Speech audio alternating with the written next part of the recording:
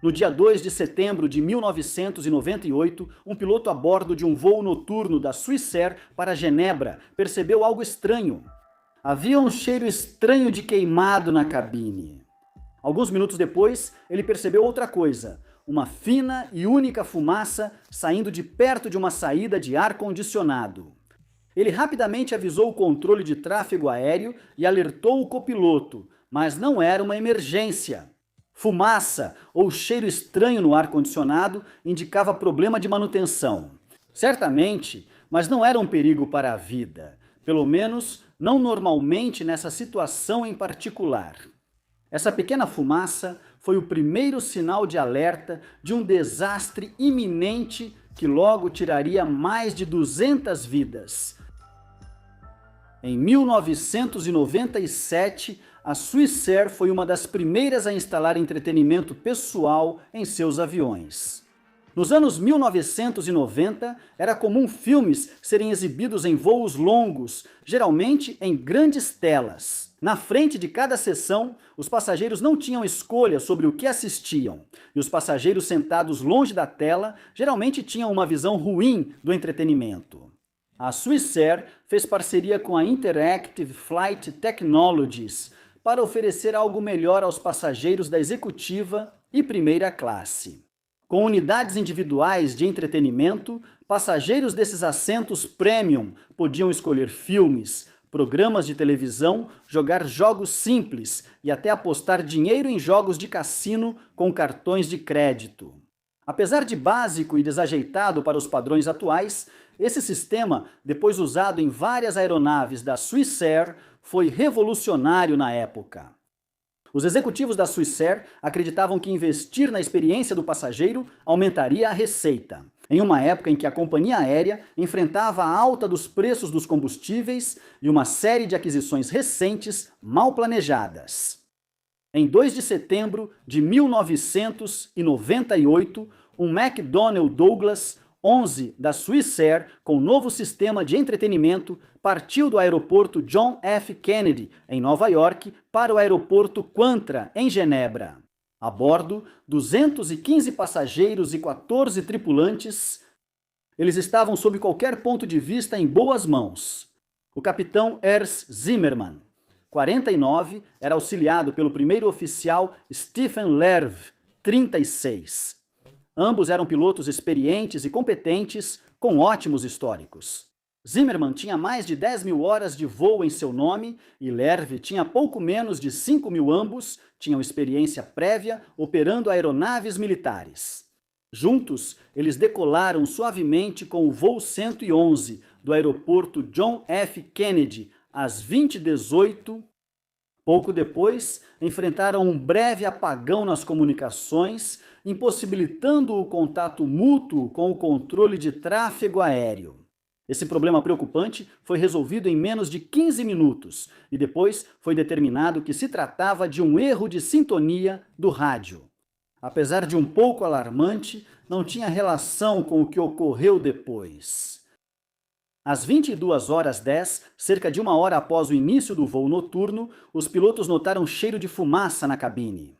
O odor era fraco, mas distinto, e foi confirmado por um comissário poucos minutos após os pilotos o notarem. O capitão Zimmermann viu uma pequena fumaça aparecer bem ao lado de uma saída de ar-condicionado. Como a pouca fumaça no ar-condicionado não era motivo de alarme, os pilotos só decidiram desviar o voo quando o cheiro e a fumaça aumentaram minutos depois. O capitão Zimmermann fez uma chamada PAM-PAM-PAM ao controle de tráfego aéreo, semelhante ao Mayday, mas usada para problemas urgentes sem risco de vida. O capitão Zimmermann pediu um desvio para Boston, onde a Swissair tinha uma instalação de manutenção dedicada. Mas, em poucos instantes, ele aceitou a sugestão do controle de tráfego aéreo para desviar, em vez disso, para Halifax, na Nova Escócia, que era muito mais perto. Com o cheiro de fumaça aumentando na cabine, os pilotos usaram máscaras de oxigênio por precaução. O voo 111 estava a 25 minutos de pousar em Halifax. Mas havia um problema: o avião ainda estava com o tanque cheio. Pousar com muito combustível a bordo era arriscado. Seria mais seguro despejar o combustível e o lugar mais seguro para fazer isso era sobre mar aberto. Por esse motivo, os pilotos solicitaram um desvio sobre o Atlântico. Também atrasaram a descida para que a tripulação instruísse os passageiros e preparasse a cabine para o pouso. Ao repetirem isso, pensaram principalmente na segurança. Pousar com a cabine despreparada era arriscado e poderia causar ferimentos. Como achavam que a fumaça era só uma falha do ar-condicionado, não uma emergência, acreditavam que era correto dedicar tempo para se preparar para um pouso seguro. No entanto, nos minutos seguintes, a situação deles rapidamente se tornou uma emergência. Durante um checklist, o capitão Zimmermann desligou a energia da cabine de passageiros. Segundos depois, um sistema de voo após o outro começou a falhar em rápida sucessão. As luzes se apagaram, o piloto automático foi desligado e as telas no cockpit ficaram em branco. Agora, os pilotos fizeram um chamado de Mayday. Essa foi uma das últimas transmissões antes da falha do sistema de comunicação. Fumaça invadiu o cockpit e logo após, chamas entraram pela cabine e pelo painel do teto. O capitão Zimmermann levantou-se, levando o manual de procedimentos de emergência que consultava. O estado desse livro, quando foi encontrado posteriormente, sugere que ele tentou usá-lo sem sucesso para apagar as chamas. As condições na cabine pioraram rápido. Fumaça e chamas quase impediram os pilotos de voar o avião. Eles poderiam ter sido feridos ou mortos, mesmo sobrevivendo à fumaça e ao fogo. Sistemas vitais de voo começaram a falhar, tornando o avião incontrolável, pois entre eles estavam o gravador de voz da cabine e o de dados de voo. Exatamente o que aconteceu na cabine nos momentos finais do voo é desconhecido. O que se sabe é o destino final do voo 111, ainda sobre o Atlântico. Ele fez uma curva à direita e então entrou em um mergulho íngreme, colidindo com a água em uma velocidade incrível e se desintegrando em milhões de fragmentos de destroços. Dadas as forças envolvidas, era impossível alguém sobreviver ao acidente. Todas as 229 pessoas a bordo morreram instantaneamente após o desastre. Uma investigação foi conduzida, liderada pelo Conselho de Segurança, no transporte do Canadá, já que o avião caiu em águas canadenses. O primeiro passo foi recuperar o máximo dos destroços, tarefa difícil, pois estavam muito fragmentados. Mergulhadores trabalharam sem parar para recuperar o possível, e o fundo do oceano foi dragado com um aspirador gigante. Esse esforço conjunto, que durou meses, resultou na recuperação da grande maioria do avião, junto com milhares e milhares de partes de corpos. Algumas peças da carga do avião também foram recuperadas. Alguns dos itens mais valiosos, como uma remessa de diamantes, joias e uma pintura de Picasso, nunca foram encontrados. Com os destroços remontados em terra, investigadores examinaram cada centímetro da aeronave, especialmente o que restou dos sistemas elétricos. Um fio em particular foi encontrado com defeito e estava cercado por evidências de arco elétrico. O fio também estava cercado por isolamento potencialmente inflamável. Esse isolamento era protegido por uma camada de mylar. Acreditava-se que a cobertura de mylar era resistente ao fogo quando usada pela primeira vez em aviões. Porém, testes no início dos anos 1990 colocaram em dúvida sua resistência ao fogo. Muitos fabricantes haviam parado de usá-lo e recomendaram que fosse removido e substituído por um material mais à prova de fogo nas aeronaves existentes. Neste caso, a cobertura de mylar não havia sido substituída e pegou fogo, queimando e permitindo que o incêndio se espalhasse para o isolamento e outros materiais inflamáveis. Fumaça e chamas se acumularam escondidas no teto do avião, numa área não monitorada e fora da vista dos pilotos e da tripulação.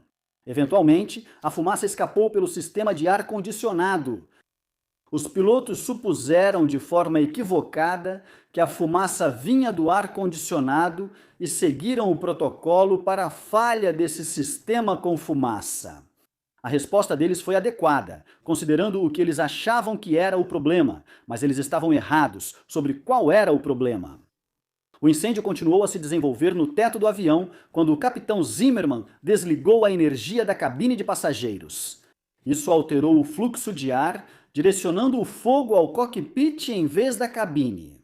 Por causa disso, no momento do acidente, as condições no cockpit provavelmente eram muito piores do que as condições na cabine de passageiros. Isso, combinado com o fogo destruindo sistemas de controle vitais, resultou na queda do voo 111. O fio defeituoso que causou o incêndio fazia parte do sistema de entretenimento instalado depois na aeronave. A fiação defeituosa não foi a única causa do desastre. Houve uma combinação dela com o mylar inflamável usado para proteger o isolamento do avião. Como resultado do acidente, o uso de coberturas de mylar, que já havia sido desaconselhado anteriormente, foi totalmente proibido em aviões em muitos países ao redor do mundo. Inspeções em sistemas elétricos de aviões nos Estados Unidos da América e Canadá identificaram e corrigiram diversos casos de fiação defeituosa ou irregular. Fabricantes de aeronaves instalaram detectores de fumaça e câmeras para monitorar os espaços vazios no teto dos aviões. Os comissários de bordo foram treinados para combater incêndios até mesmo no teto, no piso ou em outros espaços vazios de difícil acesso, usando painéis quebráveis para conseguir acesso em caso de emergência. Além disso, os procedimentos de emergência de pilotos nos Estados Unidos da América e Canadá foram revisados, priorizando o pouso imediato diante de suspeita de incêndio. Essas medidas, adotadas por anos, aumentaram a segurança da aviação comercial. E a chance de incêndios devastadores, como o do voo 111 da Swissair, é bem menor. Agora, décadas depois, um memorial de pedra está erguido na costa da Nova Escócia, olhando para a vasta área do oceano onde o voo 111 desapareceu para sempre em 1998